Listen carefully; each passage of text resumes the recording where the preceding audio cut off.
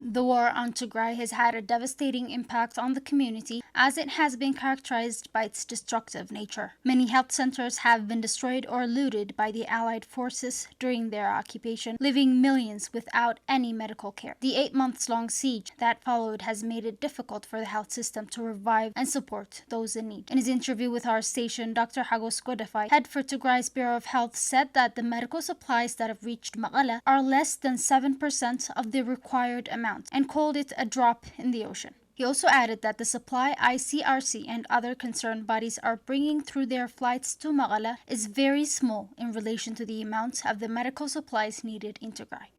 I can say in regard to the drugs like reaching Mekelle currently, it's a drop in an ocean. Yet we have received only less than 7%. While we are demanding a lot. Yes, I'm telling you, by the way, about the 2 months minimum stock period only, by the way. So 93% still we're looking forward to get the support. In the first place, people are like counting the number of flights. In every flight, especially when we are like, when IRC was like starting to lift the medical equipments, by the way, in every flight, they were carrying only 1 metric ton. In 15 flights, they brought 15.8 metric ton. In fact, these days, they're using cargo. But still, the cargo they are using is very small, by the way. So, we have plenty of patients under follow-up. More than 100,000 patients under chronic follow-up, like for non-communicable diseases, diabetes, hypertension, kidney, cardiac patients, and then the like. We have more than 43,000 HIV patients. Can you imagine? Still, we didn't get any drug for HIV patients. We are using the lucky health facilities are using expired drugs to treat their patients, the HIV patients. Dr. Hagos also added that it has become impossible to dispatch the medical supplies into the other towns and rural areas of Tigray due to lack of fuel, which in turn is induced by the siege. Mekelle is like serving as a warehouse. Yes, it's reaching this. The 6% drugs are reaching Mekelle. I know, everybody knows. But because of the fuel shortage, we didn't dispatch those drugs to the health facilities. So still, people in the countryside, people in the other towns, they are not like getting even the drugs because of the transportation.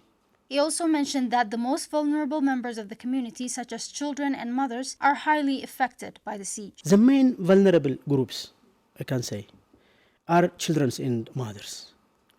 If there is no drug, if there is no food, those who are highly affected are, the mothers and the children.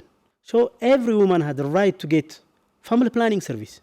She has a right to get delivery service, antenatal care service, and the like. Because the mothers are like denied, many mothers are dying because of bleeding. He added that the Ethiopian government is far from being supportive, even though the international community keeps trying. They are trying their best to help us in this regard. But from the Addis Ababa, from the government side, still the problem is as it is, by the way. They're not supporting. They don't want to send drugs. They want to distract the people. They want to perish the people. This is a continuation of the genocide. So they are joking on it, by the way. Lastly, Dr. Hagos called on the international community to take a decisive action before the people of Tigray perish. The international community should act immediately for peace resolution and also address the basic life-saving humanitarian aids. Otherwise, many people, will perish. So please help us in this regard. Otherwise, the tragedy is coming, by the way. According to UN OCHA, no humanitarian supplies have been delivered to Tigray by road since mid-December last year, and no humanitarian workers have been cleared to travel from Samara to Magala since October 28, 2021.